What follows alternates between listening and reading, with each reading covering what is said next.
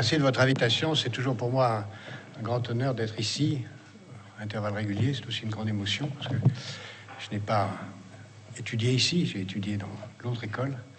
J'ai enseigné ici et je ne retrouve jamais ces locaux sans beaucoup de joie et d'émotion.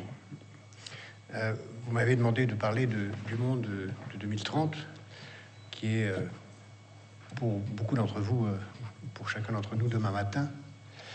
Et j'imagine que la plupart d'entre vous, sinon la totalité d'entre vous, seront à cette année-là, qui est très proche, en plein début de carrière. Et donc j'espère que certains d'entre vous se souviendront de quelques mots que je vais dire ici et qu'ils leur seront utiles pour naviguer dans les eaux difficiles qui s'annoncent.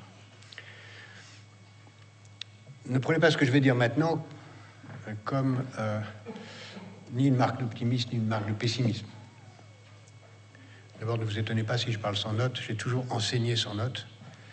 J'ai toujours parlé sans notes parce que j'estime que le premier devoir qu'on doit à ceux qui en parlent, c'est de comprendre soi-même ce qu'on dit. On ne comprend pas bien ce qu'on dit si on le lit. On comprend bien ce qu'on dit que si on le dit vraiment en y réfléchissant en même temps qu'on le fait. Ne prenez pas ce que je vais dire maintenant comme ni une marque d'optimisme, ni une marque de pessimisme, parce que le pessimisme ou l'optimisme sont des attitudes de spectateurs. On est optimiste ou pessimiste pour, par exemple, une équipe de foot qu'on soutient. Quand on est joueur, on n'est ni optimiste ni pessimiste. On essaie de gagner le match. Et donc, se poser la question de qu'est-ce que sera le monde en 2030 si on est un joueur de foot, c'est de se dire que sera le match quand il sera joué. Et naturellement, un joueur de foot ne se pose pas la question de savoir que sera le match quand il sera joué. Il se pose une seule question, c'est comment gagner le match.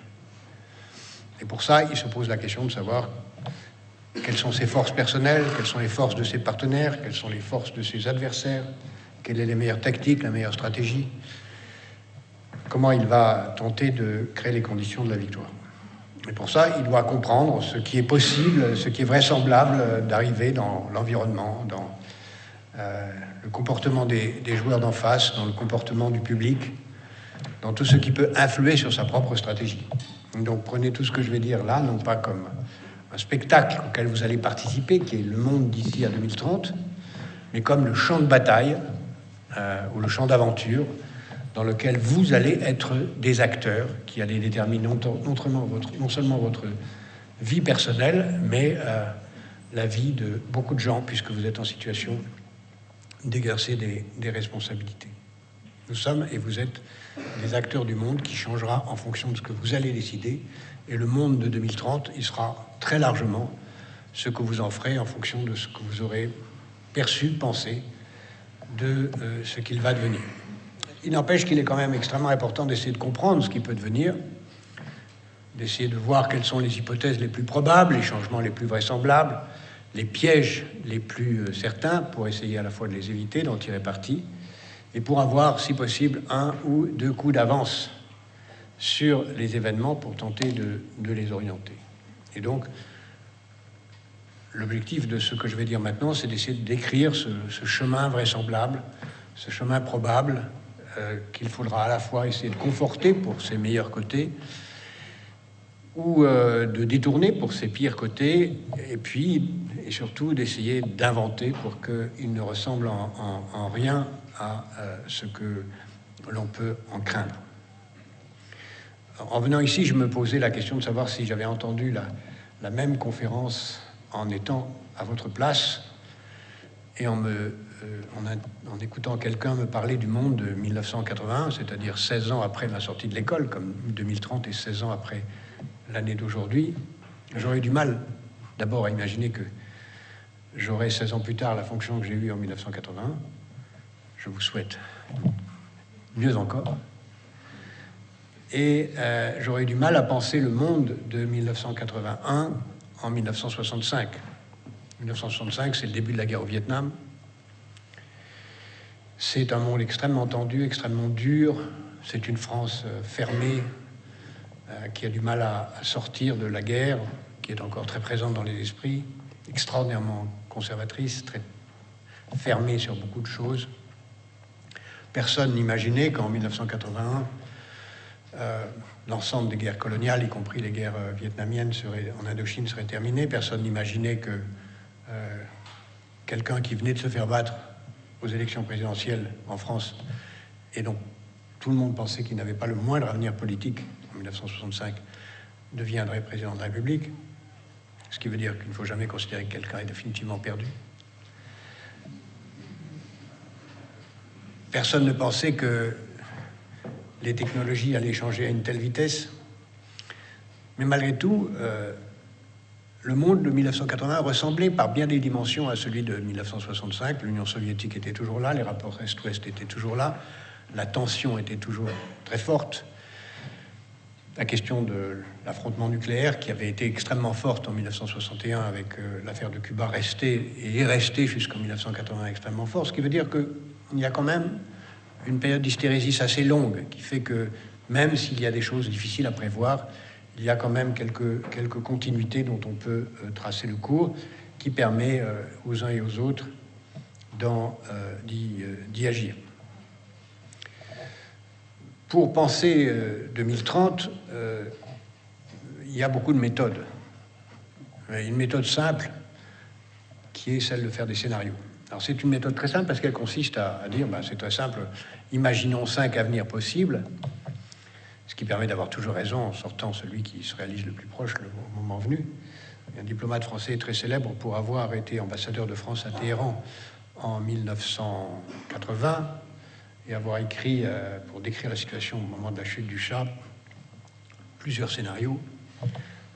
Le Shah reste, les généraux arrivent, les bourgeois prennent le pouvoir, et dernier scénario, les fondamentalistes prennent le pouvoir. Il a eu l'intelligence d'écrire son compte-rendu dans 5 télégrammes diplomatiques différents, chacun portant un numéro différent. Ce qui lui a permis de faire une grande carrière quand il a pu écrire longuement, comme je l'avais prévu dans mon télégramme numéro tant, en oubliant tous ceux qui avaient été faux. Donc c'est une méthode à la fois utile, mais lâche, puisqu'au finalement, on ne choisit pas. Et je n'aime pas cette méthode parce qu'elle ne consiste pas à s'engager, elle décrit tout ce qui est possible.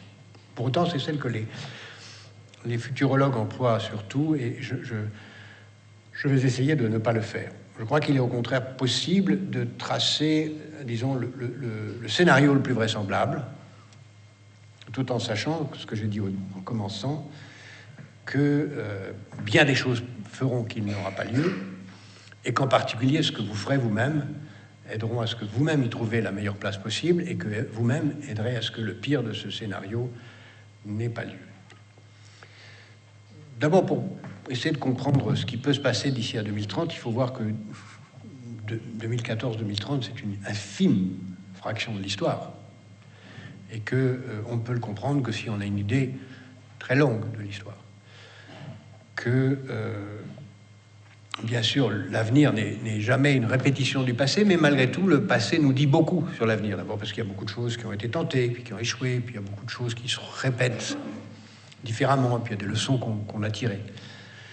Et il y a quand même, dans l'histoire humaine récente, c'est-à-dire des 1000 dernières années, ce qui est assez récent, des tendances très longues qu'on peut penser durables et qui nous donnent à penser quelque chose sur ce qui peut arriver dans cette extraordinairement brève période qui sont les 15 prochaines années. Sans passer trop de temps sur ce passé, je dirais simplement que depuis l'an 1000 à peu près, le pouvoir a progressivement basculé vers l'Occident, alors qu'il était largement en Asie, a fini de basculer vers l'Occident vers la fin du XVIe siècle. Il a basculé dans une hésitation assez longue entre le féodalisme et le capitalisme, entre l'économie de la rente et l'économie du profit, vers l'économie du profit, qui avait commencé à émerger à peu près au X-XIIe siècle, en Europe du Nord et en Italie, qui progressivement a fait sauter le féodalisme. Et il a installé, dans une bataille passionnante et qui n'est pas terminée, une valeur dominante, une quête principale de l'humanité, en tout cas de l'Occident, qui aurait pu être, comme cela a été pendant très longtemps, quand le modèle religieux dominait la recherche de l'immortalité, ou, ce qui n'est pas exactement la même chose, de l'accession à l'éternité dans une autre vie.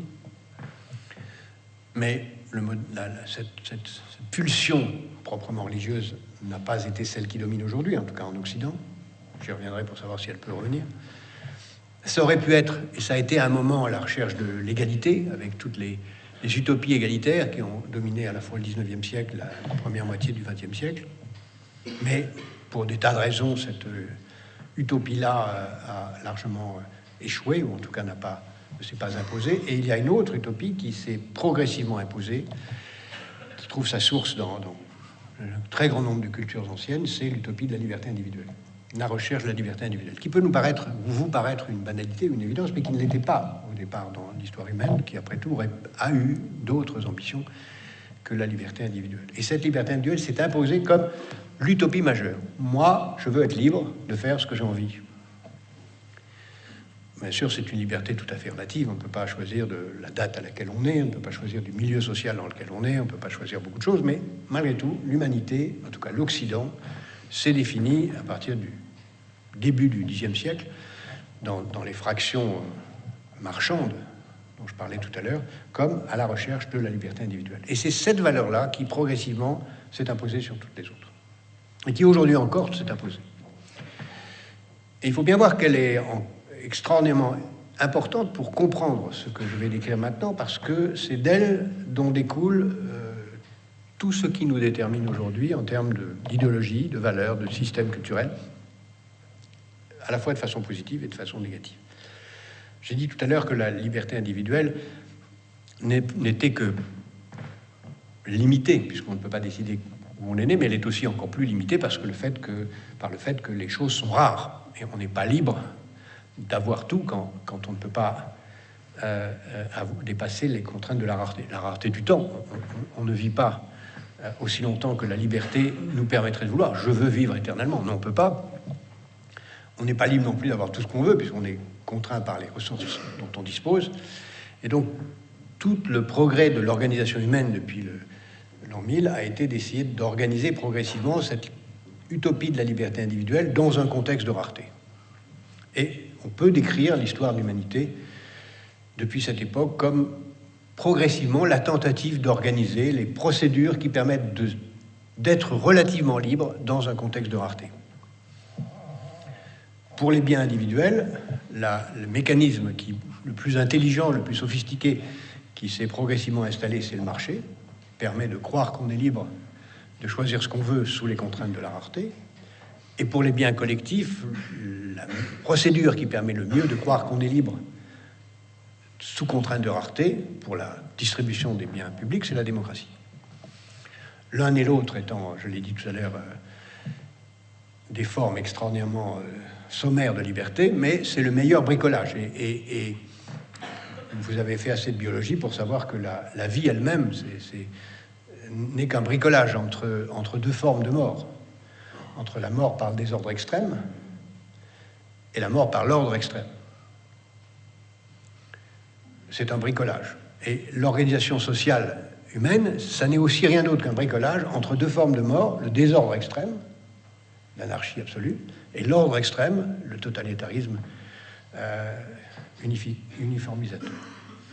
Et donc, progressivement, l'humanité invente, avec beaucoup de chaos, cette idée que le meilleur couple d'organisation de la liberté sous contrainte de la rareté, c'est le marché et la démocratie qui marchent ensemble. Et ça marche assez bien, puisque progressivement, l'histoire a fait que des économies de marché sont nées, ça commence par là, sous des dictatures, puis l'économie de marché crée une classe moyenne qui a besoin de droits de propriété, donc qui a besoin de stabilité, donc qui a besoin de liberté individuelle, donc qui a besoin de démocratie, puis progressivement ça s'étend, et ce système qui a commencé en Flandre, puis en Italie du Nord, puis s'est étendu un peu partout, la France étant d'ailleurs une des dernières à rejoindre le peloton, contrairement à ce qu'on croit. On a vu progressivement toute l'Europe, puis l'Amérique, puis le reste du monde progressivement y arriver, jusqu'en 89, l'Europe de l'Est, puis l'Amérique latine, puis progressivement l'Asie, et même l'Afrique, avec ce couple marché-démocratie. On s'aperçoit que le marché a besoin de la démocratie, parce que le marché suppose l'innovation, le droit à créer, le droit à changer la vie, et donc il a besoin de démocratie. Et la démocratie a besoin du marché, parce que la démocratie ne peut pas fonctionner sans possibilité de vendre, d'acheter et de créer des conditions de création de richesse. Donc ce couple est un couple vertueux, Et c'est pourquoi certains ont dit, encore récemment, que c'est pas la peine de parler de l'avenir, ça n'a aucun intérêt. L'avenir, c'est la généralisation progressive du marché et de la démocratie à l'échelle de la planète, qui va atteindre l'Afrique, l'Asie, circuler, il n'y a rien à voir, c'est tout. C'est ce qu'on a appelé la fin de l'histoire, qui ne veut pas dire que l'histoire est gelée, comme vous avez dû l'apprendre dans certains cours, mais ça veut dire que l'histoire est prévisible. Cependant, il y a 2 ou 3 grains de sable qui fait que ça ne marche pas trop et qui fait que c'est quand même intéressant de s'occuper de comprendre l'avenir, et en particulier des grands enjeux des 15 ou 20 prochaines années. 2 contradictions qui sont vraiment d'une extrême actualité aujourd'hui pour comprendre la crise dans laquelle nous nous trouvons et pour comprendre les grands enjeux de demain. Première contradiction, c'est que le marché, par nature, est sans frontières. Si je suis un acteur du marché, je n'accepte pas une frontière de territoire, c'est-à-dire je considère que j'ai le droit de faire des affaires de marché sur tous les domaines, y compris les domaines qui sont le sanctuaire de l'État. Je ne vois pas pourquoi on m'interdit de commercialiser l'éducation, la santé, la défense. Et sans frontières d'un point de vue géographique, le marchand n'est pas enfermé dans des frontières de territoire. Donc le marché, par nature, est global, mondial. Le mot global est un mot anglais qu'il ne faut pas utiliser ici parce qu'il est trompeur. Mondial. Le marché est mondial par nature et sans frontières. Alors que la démocratie, elle, par nature, est locale. Elle suppose un territoire et des frontières. Et donc on se trouve dans cette contradiction entre un marché qui devient de plus en plus mondial dans tous ses domaines, qui devient de plus en plus total, au sens où il ne s'exclut de rien, et une règle de droit qui, si possible, est démocratique, mais même quand elle ne l'est pas, n'est que nationale. Et donc, par nature, ce choc-là fait que le marché est le lieu d'activités qui ne sont pas soumis à la règle de droit, qui sont soit illégales, soit, pire encore, criminelles, et qui se développent très largement, faute de capacité à installer un droit de propriété, une justice sociale, une police, une justice à l'échelle planétaire. Et on le voit prosaïquement dans la crise financière, qui a été l'occasion de transfert de turpitude à l'échelle de la planète parce qu'il n'y avait pas de possibilité de les contrôler. On le voit par l'extraordinaire développement aujourd'hui progressivement de toutes les activités illégales, de la fiscalité qui n'est pas capable de saisir les richesses, mais qui les laisse aller là où elles sont les moins taxées, puisqu'il n'y a pas de système global, et avec un développement considérable d'activités rentables, mais qui sont considérées dans les pays démocratiques avec un état de droit comme scandaleusement inacceptable, comme commerce des personnes humaines, trafic d'organes, activité, trafic d'armes, de drogue, etc.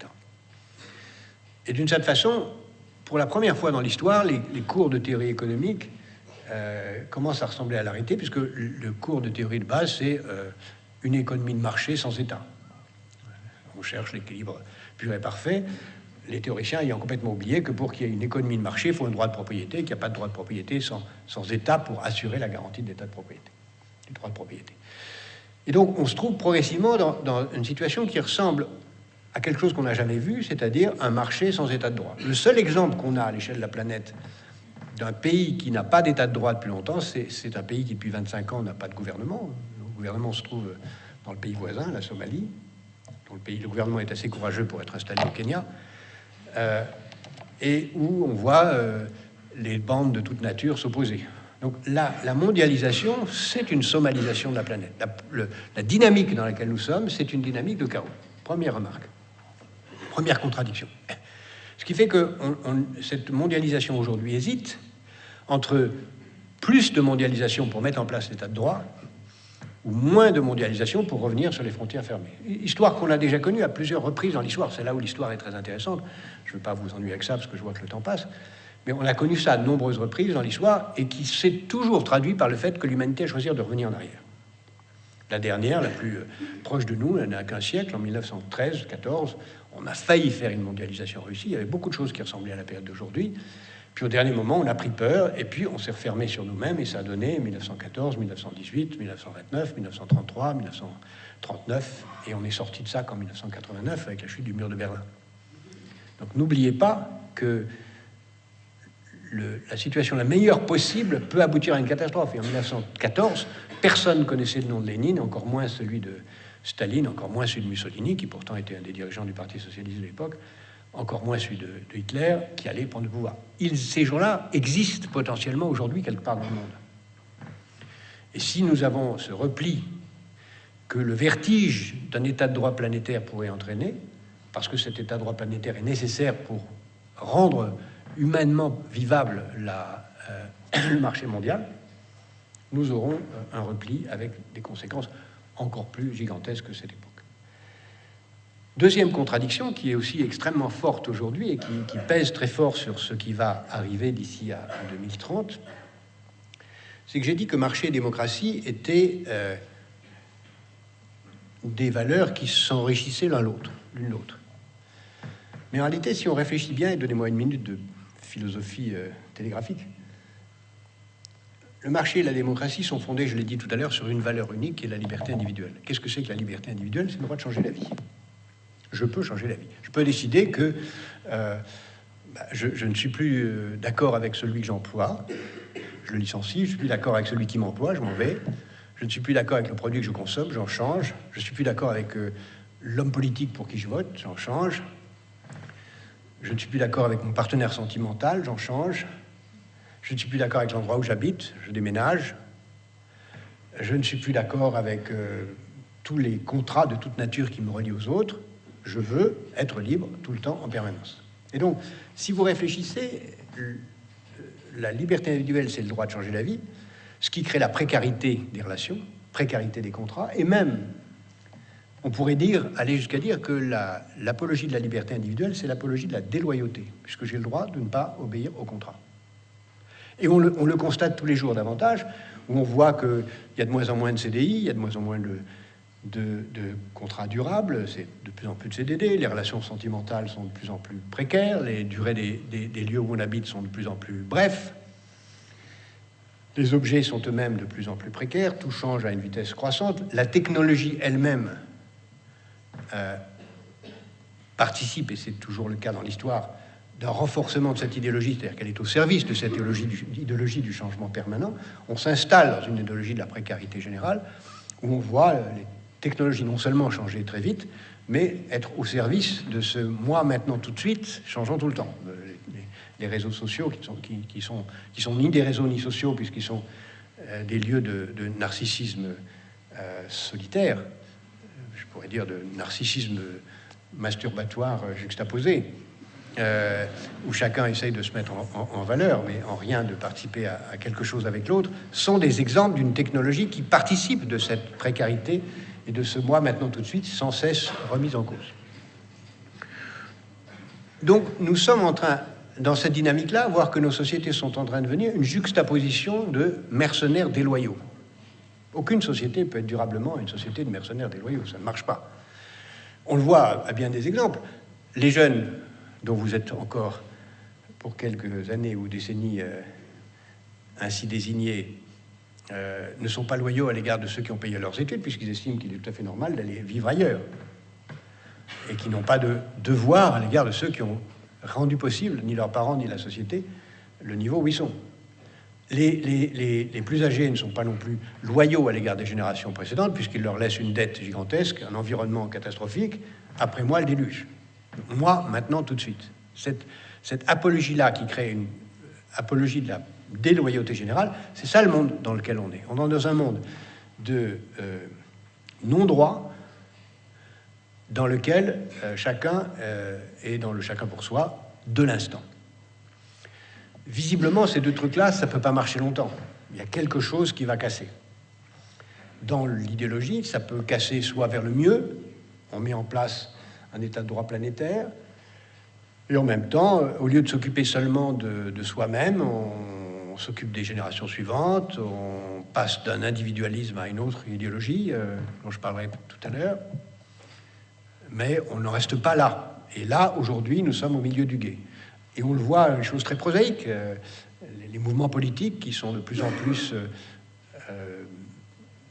en réaction contre cette mondialisation vers la fermeture des frontières, en réaction contre cette précarité avec le retour du fondamentalisme religieux qui n'est pas propre d'une religion, mais de toutes les croyances du monde, qui peuvent être soit un retour au long terme de nature religieuse, mais qui peut être un retour au long terme de nature totalitaire, laïque, ou de nature totalitaire écologique. Et on pourrait voir, on verra un jour, si l'on y prend garde, des totalitarismes au nom de la catastrophe climatique qui s'annonce, en disant, écoutez, la démocratie a échoué, ça suffit, on met de l'ordre et on impose un système qui permettra de régler ces problèmes. N'oubliez jamais que le modèle social-démocrate qui s'est imposé comme la réponse raisonnable après la Seconde Guerre mondiale, le premier qui l'a essayé de façon technique, c'est Mussolini. Le deuxième, c'est Lénine. Le troisième, c'est Hitler. Et Roosevelt n'a été que le quatrième. Donc la démocratie n'a abouti à un régime utilisant l'État démocratique au service du développement qu'après trois caricatures totalitaires du même système. Et aujourd'hui, on ne peut pas exclure de voir monter, on le voit tous les jours, monter des idéologies totalitaires en réponse à ces deux énormes failles de l'idéologie de la liberté individuelle qui emporte le monde d'aujourd'hui. Et pour autant, cette idéologie de la liberté individuelle, elle a encore devant elle un potentiel considérable. Que peut-on dire sur 2030, en dehors de ce mouvement idéologique, qui permet de voir dans quel ordre de possible se situe le meilleur et le pire? On peut d'abord dire quelques petites choses que vous avez dû voir, mais vous connaissez, je vais le dire rapidement, sur le seul domaine sur lequel on a un petit peu de certitude, c'est la démographie. Et la démographie nous apprend, comme vous savez, qu'on va vers un monde de 9 milliards d'habitants, que la Chine va stagner, que l'Inde va devenir le premier pays du monde, que les États-Unis vont continuer à croître, que l'Europe va sans doute stagner au rythme actuel, mais que le premier continent de la planète, ça sera l'Afrique. On va passer le premier continent en termes de croissance, ce sera l'Afrique de population. On va passer d'ici à 2045 d'1 milliard à 2 milliards d'habitants.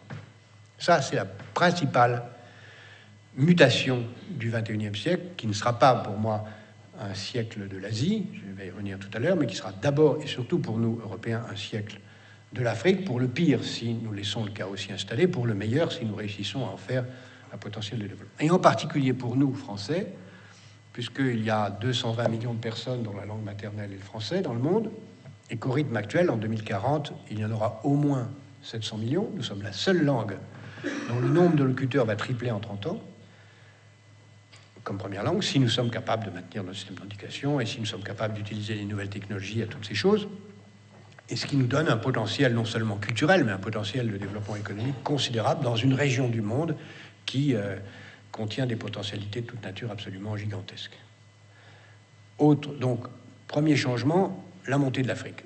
Changement démographique autre, je passe très rapidement, mais enfin, vous savez les chiffres. En gros, dans 30 ans, il y aura plus de Français que d'Allemands, si les tendances démographiques continuent. Dans 40 ans, il y aura plus de Turcs que de Russes. Et à la fin du siècle, si les tendances continuent, mais naturellement, elle continuera, il y aura moins de Chinois que de Nigérians. Donc, naturellement, ces tendances seront certainement changées, parce que quelque chose se passera, mais ça indique quand même, d'ici à 2030, où on va. Et ça indique des changements qui sont très forts. Autre dimension démographique très importante, nous sommes la moitié des habitants du monde en ville, nous serons les 2/3 en 2030. Et ça veut dire que nous entrons dans une situation urbaine où il y a tout à faire pour penser la ville intelligente, pour penser les infrastructures qui seront nécessaires à elle. Mais ça veut dire que beaucoup de gens vont quitter la campagne vers la ville et qu'en fait, nous entrons dans un monde du mouvement. En gros, aujourd'hui, on estime que, indépendamment des mouvements qui seront causés par les changements climatiques, dont je dirai un mot tout à l'heure, il n'y a aujourd'hui que 200 millions de personnes qui vivent dans un autre pays que celui où ils sont nés. Si vous réfléchissez sur 7 milliards 200 et quelques millions d'habitants, c'est pas grand-chose. Dans 25 ans, le chiffre minimum retenu par la convergence des études, c'est 1 milliard 200 millions d'habitants qui auront changé de pays. Et pas seulement du nord vers le sud, du sud vers le nord, je veux dire, mais beaucoup du sud vers le sud, des mouvements de pays, pas mal du sud vers le nord, pas mal du nord vers le sud et pas mal du nord vers le nord. Bon, nous entrons dans une période de dégel de la population, sous réserve de ce que je disais tout à l'heure, qu'il n'y ait pas cette crispation qu'on a connue en 1914, où on ferme les frontières parce qu'on a peur du mouvement. Ce qui est une hypothèse vraisemblable. Mais normalement, nous entrons dans une période de dégel. Et si on ajoute les mouvements climatiques, les changements liés aux mouvements climatiques, alors là, les chiffres sont très changeant selon les intérêts des uns et des autres, mais enfin on estime que c'est entre 1 et 2 milliards de plus qu'il faut ajouter pour parler des migrations écologiques.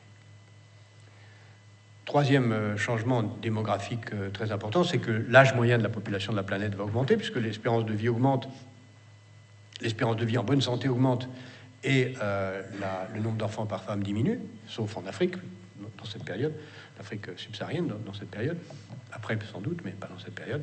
Ce qui fait qu'on va avoir une population qui va vivre beaucoup plus longtemps, avec une nécessité de travailler beaucoup plus longtemps, avec une part des dépenses de santé qui va devoir augmenter, des changements gigantesques liés à cette mutation de la population, avec sans doute d'ailleurs des conséquences très différentes de pays à pays. Par exemple, la Chine va sans doute avoir besoin, presque certainement, de se replier sur elle-même pour organiser ce qu'elle n'a pas organisé, c'est-à-dire un système de retraite, de sécurité sociale, de santé qu'elle n'a pas fait, et donc va se replier et cesser de s'intéresser au reste du monde, sauf pour y trouver ses matières premières. Mais l'idée que la Chine puisse être un leader mondial va sans doute s'éloigner. C'est en tout cas le pronostic que je voudrais faire ici, parce que la Chine a trop de problèmes intérieurs pour être autre chose qu'un leader local qui s'occupe de ses problèmes et réalloue ses ressources vers elle-même. N'oubliez pas que la Chine n'a jamais été une puissance conquérante, coloniale, que la Chine n'a d'ailleurs jamais été très longtemps une puissance unie. On raconte que la Chine a été un empire pendant 5000 ans. Si vous regardez l'histoire chinoise, il n'y a pas plus de 6 siècles d'unité. Le reste, c'est des conflits, des guerres civiles.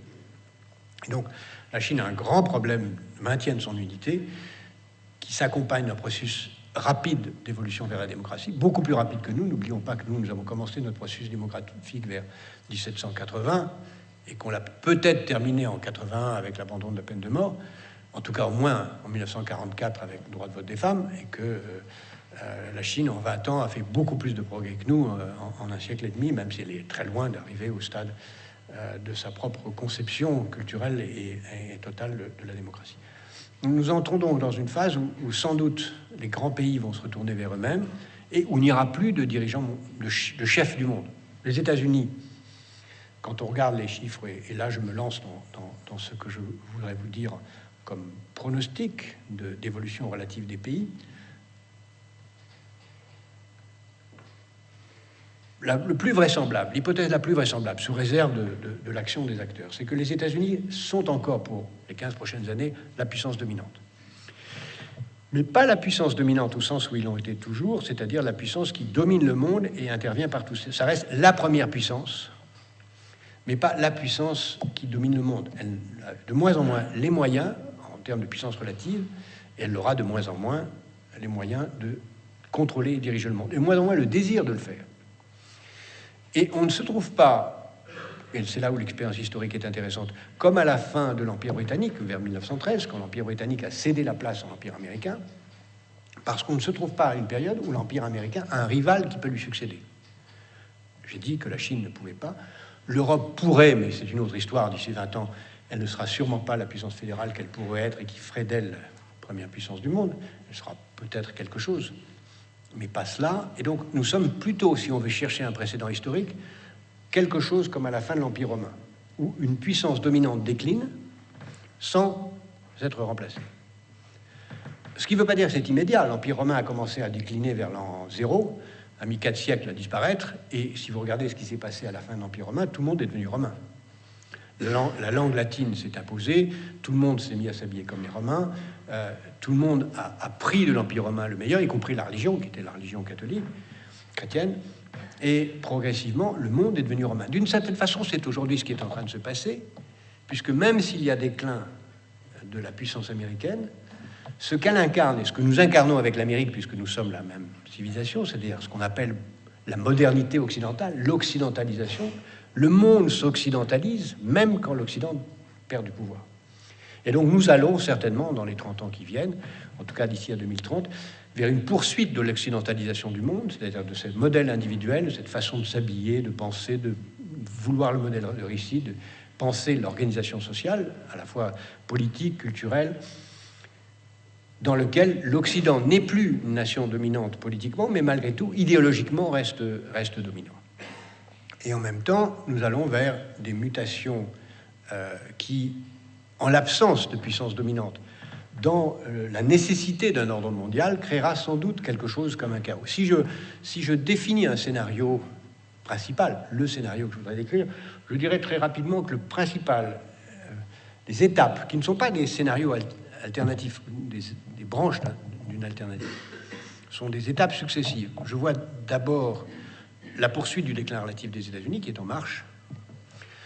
Je vois ensuite, mais ça commence dès maintenant, la tentative de mettre en place un ordre mondial dans lequel non pas une nation remplacerait les États-Unis, mais un groupe de nations essaierait de mettre en place un peu d'ordre. C'est ce qu'on appelle, ce qu'on a essayé d'appeler le G20, mais qui ne marche pas, parce que c'est pas parce qu'on réunit des chefs d'État pour faire une photo que ça met en place un ordre. On le voit bien, il n'y a pas de système d'ordre. C'est pour ça que j'ai souvent appelé ça G20 VAIN plutôt que 20. Il n'y a pas d'ordre réel qui se met en place. Et donc, même s'il y a des tentatives, mettre en place des luttes communes contre la fraude fiscale, mettre en place des moyens d'une armée mondiale qui ferait quelque chose, on voit que ça ne marche pas. Quand il s'agit d'agir en Syrie, il n'y a personne. Quand il s'agit d'agir en Afrique de l'Ouest, il n'y a que la France. Quand il s'agit d'agir dans d'autres problèmes majeurs, il n'y a pas grand monde. Donc il n'y a pas véritablement de moyens d'une police internationale. Il n'y a pas d'ordre sans police. Et il n'y a pas d'ordre démocratique sans une police appuyant sur un État démocratique. Donc on en est très loin. Donc cet ordre ne marchera pas. La troisième étape, qui est une fois et en même temps qu'on aura constaté que l'ordre politique ne marche pas, le plus vraisemblable, et c'est déjà en marche, ce sera un monde qui sera dominé par le marché. Où de plus en plus, le marché, les entreprises feront la loi. Et où ce seront les grandes entreprises qui détermineront le monde. Je pense que les principales seront les entreprises qui seront capables d'assurer la maîtrise la principale demande des hommes libres. Dans l'univers de la liberté, les principales demandes des hommes à l'égard d'un pouvoir, c'est la sécurité et la distraction. Ne pas voir et être assuré d'être distrait. Donc les principales firmes qui vont dominer sont les firmes qui vont assurer la sécurité, c'est-à-dire les compagnies d'assurance, les entreprises de guidage, de surveillance. Et là, on voit à la fois les très grandes compagnies d'assurance ou de réassurance, et puis d'entreprises de surveillance et de guidage. Donc Google est un exemple, mais il y en a d'autres. Et puis, tout ce qui vient dans le marché va progressivement prendre le pouvoir. Avec, inévitablement, ce à quoi on assiste aujourd'hui, c'est-à-dire une extraordinaire aggravation des inégalités, qui a commencé puisque le marché lui-même ne crée pas suffisamment de transferts et qu'il n'y a pas d'État global pour réaliser les transferts, donc les inégalités continueront à croître, et en même temps, personne ne prendra en compte les enjeux du très long terme, c'est-à-dire la protection de l'environnement, la lutte contre les changements climatiques, sauf quand les changements climatiques seront internalisés par les solutions de marché ou les solutions technologiques, sur lesquelles je vais revenir dans une seconde. Mais ces solutions ne marcheront pas non plus. Le plus vraisemblable, c'est que le marché lui-même, dans un chaos, n'assurera pas les moyens de dépasser les difficultés. On continuera à espérer qu'on y arrive, mais le plus vraisemblable, si on regarde les précédents historiques, c'est que le chaos qui s'installe là conduira à des violences très fortes dont on peut espérer soit les éviter, soit créer les conditions pour qu'après, un ordre différent s'installe. Dès 1907-1908, il y avait beaucoup de gens qui disaient on va au chaos, il faut absolument créer un ordre international, il faut créer une société des nations qui permette de négocier. On n'a pas créé la Société des Nations, il y a eu la Première Guerre mondiale et on a créé la Société des Nations après. En 1928-29, il y avait plusieurs personnes qui ont dit écoutez, l'Europe court à la catastrophe, il faut créer un marché commun. Et on avait un traité de marché commun qui a été préparé en février 29 et on ne l'a pas eu. En 1938, 37, beaucoup de gens disaient non, mais la SDN, ça ne marche plus, il faut repenser ça, il faut l'Organisation des Nations Unies. On ne l'a pas fait, on a eu la guerre et on a eu l'Organisation des Nations Unies. Et on peut imaginer qu'on ait de nouveau la même chose, c'est-à-dire qu'un ordre équilibré, harmonieux, soucieux du long terme, qui dépasse l'individualisme, s'installe non pas à la place du chaos, mais après le chaos. Et si j'avais à dire mon sentiment, c'est que c'est le plus vraisemblable. Ce qui veut dire que ça dépend de nous, de vous surtout, que ça n'ait pas lieu. D'autant plus que les technologies qui viennent vont permettre à la fois de faire beaucoup de choses très positives, mais aussi beaucoup de choses extraordinairement dangereuses. Et nous entrons dans une période où on peut espérer beaucoup de la technologie, mais en même temps, elle a une face double. Comme vous le savez mieux que personne, il y a aujourd'hui des vagues de progrès techniques comme jamais dans l'histoire. Les technologies de l'information ne font que commencer. La loi de Moore est encore valable pour très longtemps. Puis au-delà de la loi de Moore, il y a beaucoup de choses qui s'annoncent qui font que les capacités de calcul sont très loin de ce qu'on pouvait espérer, vont beaucoup plus loin, ce qui fait que non seulement ce qu'on a aujourd'hui, cloud computing, 3D, etc., sont là, mais au-delà, il y a beaucoup de choses qui vont apparaître. Je pense en particulier au web sémantique, c'est-à-dire la possibilité de dialoguer avec la machine en parlant le langage courant, qui va changer prodigieusement, complètement les métiers de l'enseignement, les métiers de la santé, les métiers du conseil, les métiers de l'État, en créant des conditions d'un rapport direct des gens les uns avec les autres, quelle que soit leur localisation, et qui va accélérer le processus que je viens de décrire. Au-delà de cela, les biotechnologies qui conduisent progressivement à créer une marchandisation de l'artefact humain, ce qu'on appelle les transhumains dans certains discours de science-fiction, mais qui correspond à des choses qui sont tout à fait prévisibles, c'est-à-dire que la santé devient, avec l'éducation, avant l'éducation, le principal secteur de croissance, parce qu'il est le lieu à la fois d'une forte croissance des besoins, mais en même temps d'une forte croissance de la possibilité de son industrialisation par l'émergence de technologies adaptées. Ce qui sont à la fois des technologies de diagnostic, mais aussi des technologies de prothèses électroniques, de prothèses biologiques, jusque et y compris le clonage qui est une affaire de quelques décennies. Et l'homme va, au fond, on peut décrire dans ce cas-là l'histoire comme une longue évolution de l'homme à la machine, où l'homme se transforme lui-même en machine, ou en objet marchand, puisqu'après tout, progressivement, il se vend lui-même les moyens de créer les conditions de son immortalité en remplaçant des éléments de lui-même en objets. Ça, les technologies vont le permettre progressivement, en tout cas ça peut rester une utopie, renforcée par l'autre vague de progrès technique qui est là et dans lequel j'imagine que beaucoup d'entre vous auront à travailler, les nanotechnologies, qui elles aussi sont bouleversantes dans beaucoup de domaines, y compris les domaines militaires. Et puis derrière, la principale vague de progrès technique qui va avoir le plus de conséquences sur tout cela, ce sont les sciences cognitives, les neurosciences, à la fois parce que, comme on vit plus longtemps, toutes les maladies précédentes auront été écartées. On va arriver à un moment où la probabilité que beaucoup d'êtres humains seront touchés par ces maladies à 120, 130, 140 ans apparaîtront. Ensuite, parce que le processus d'apprentissage lui-même exigera d'accumuler un plus grand nombre de connaissances. Et enfin, parce que il n'y a de croissance dans un secteur que si ce secteur connaît une productivité. Et il y a aujourd'hui 3 ou 4 domaines dans lesquels la productivité n'augmente pas. Il y a le coiffeur, hein, il faut toujours autant de temps pour couper les cheveux, même si parfois ça va très vite. Il y a l'apprentissage, hein, c'est toujours quelqu'un face à quelqu'un d'autre qui apprend. Il faut toujours le même nombre d'heures pour apprendre une langue. Vous êtes bien placé pour savoir que les mathématiques, c'est pas facile, il faut du temps pour les apprendre. Et ouais, il n'y a pas de court-circuit, hein, il n'y a pas de raccourci. Mais malgré tout, il faudra arriver à trouver des moyens d'une interface entre l'homme et la machine qui permettra de raccourcir ce chemin. Puis il y a une autre domaine dans lequel on n'a pas la moindre idée de la façon dont on pourrait raccourcir, si tant est qu'on le souhaite, le temps nécessaire pour faire quelque chose. C'est qu'il faut toujours 9 mois pour faire un enfant. Et on peut imaginer une humanité qui évolue pour des tas de raisons vers une naissance artificielle, mais ça je pourrais en revenir si vous le souhaitez sur des questions, parce qu'il y a là une procédure, une évolution vertigineuse de l'humanité vers quelque chose de à la fois cauchemardesque et fascinant. Donc on voit bien que le progrès technique est porteur à la fois d'espoir, mais aussi d'une biface extrêmement inquiétante. Et en même temps, nous sommes dans une période d'extrême incertitude. Les 20 ans qui viennent sont une période où on ne sait pas très bien où tout ça va conduire. Alors qu'est-ce que fait l'humanité quand elle ne sait pas où les choses vont conduire? Elle se donne du temps. Comment elle se donne du temps? Elle s'endette. S'endetter, c'est une façon de dire, écoutez, on verra plus tard. Pour l'instant, continuons comme ça, on verra ce qui va se passer.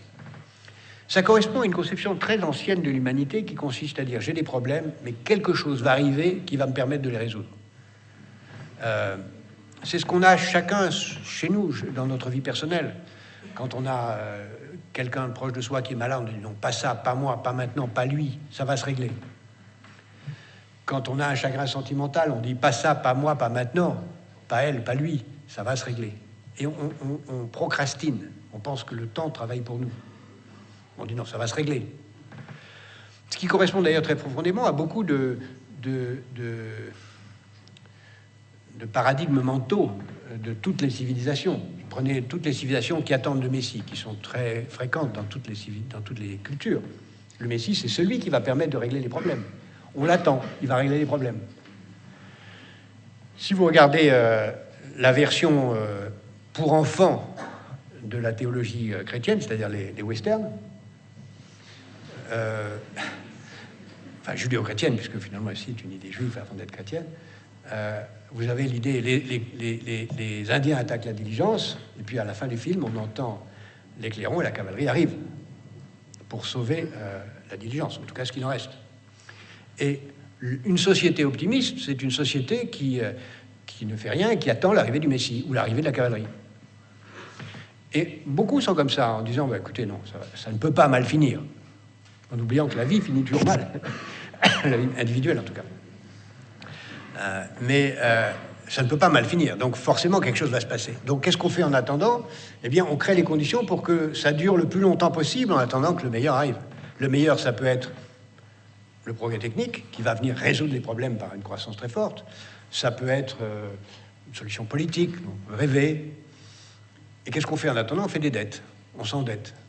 C'est pour ça qu'il m'arrive de penser et de dire que entre M. Madoff, qui a fait, comme vous savez peut-être, toute une série de cavaleries en empruntant pour rembourser des gens qui lui avaient prêté de l'argent, puis en empruntant de nouveau pour rembourser les nouveaux, et qui maintenant est en prison pour 2000 ans, et les dirigeants occidentaux qui empruntent un peu partout avec des dettes qui augmentent à l'infini, moi je vois pas trop de différence, sinon que M. Madoff, lui, il est en prison.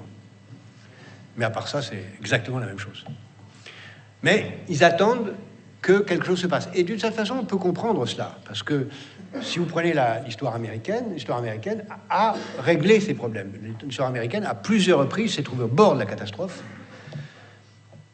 Si vous prenez ne serait-ce que 1945, en sortant de la guerre, l'Amérique était au bord du chaos, elle avait une dette publique bien plus élevée qu'aujourd'hui, puis pof, progrès technique, elle est sortie. 1980, l'Amérique était au bord de la catastrophe, tout le monde disait que c'était la fin de l'Amérique, et microprocesseur, l'Amérique est sortie des difficultés. Donc l'idée que quelque chose peut arriver qui peut nous en sortir et qu'il suffit de prendre le temps de serrer les dents et d'attendre, c'est pas une idée invraisemblable. Mais ça ne suffit pas, il faut créer les conditions pour que ça arrive. Aujourd'hui, c'est dans ce pari dans lequel nous nous trouvons. Et ce pari, je ne pense pas qu'il puisse être gagné sans penser le monde un peu autrement, c'est-à-dire en se posant la question de savoir, au-delà de cet équilibre relatif, quel peut être le bon modèle de développement, quelles peuvent être les valeurs pour lesquelles il faut se battre, quelle est l'idéologie que le monde va choisir. Le monde peut choisir, et nos pays en particulier, poursuivre cette idéologie de l'individualisme. C'est d'ailleurs vraisemblablement ce qui va se passer. On le voit d'ailleurs à ceux qui disent « Écoutez, la France n'est pas assez individualiste, je m'en vais et je vais mener ma vie individualiste ailleurs. » Elle peut aussi, et certains le regardent un peu à travers le monde, dire « Écoutez, ce modèle est épouvantable, le seul qui vaille, c'est le modèle théologique, et je choisis le retour à l'éthique et à la fondamentalisme religieux, encore dans toutes les religions, et c'est pourquoi on voit ce retour à une théologie qui a du sens comme refus des contradictions du marché de la démocratie dont je viens de parler, et qui peut l'emporter, à mon avis, que de façon provisoire, pas de façon durable. Et puis on peut penser aussi que quelque chose qui serait un nouveau modèle puisse s'installer. Je le vois surgir, et c'est peut-être le plus difficile, dans l'opposition entre l'individualisme et l'altruisme. Non pas l'altruisme boy scout, mais l'altruisme tel qu'il est en train de surgir comme la réponse rationnelle aux contradictions de nos sociétés. Il est rationnel de penser que j'ai intérêt au bonheur des autres. Parce que si les autres sont heureux, je serai heureux.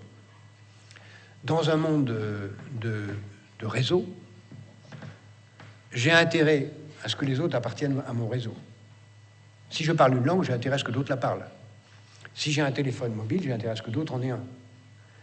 J'ai intérêt au succès des autres comme condition de mon propre succès, dans un monde d'interdépendance. Soit nous sommes des autistes juxtaposés, soit nous prenons conscience de ce que nous avons intérêt à ce que les autres réussissent, et alors on a intérêt à ce que les autres soient bien formés, à ce que les autres soient bien soignés, à ce que les autres soient heureux comme condition de notre succès.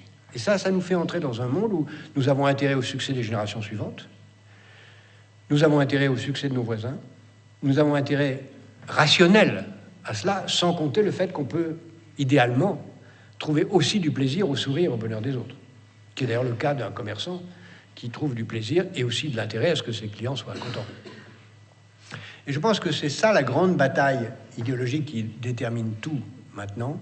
C'est la bataille entre la poursuite du modèle individualiste qui a commencé, disons, au Xe siècle, et ce modèle altruiste rationnel qui commence à surgir, qu'on voit surgir à la fois dans les ONG, à la fois dans ce qu'on appelle la responsabilité sociale, à la fois dans le service civique et l'intérêt général que les uns et les autres peuvent porter, qu'on voit dans beaucoup de jeunes. Vous avez parlé tout à l'heure en me présentant de Planète Finance, qui est une structure, une ONG qui maintenant travaille dans 80 pays et qui apporte les moyens aux plus pauvres de créer leurs entreprises et de sortir de la pauvreté.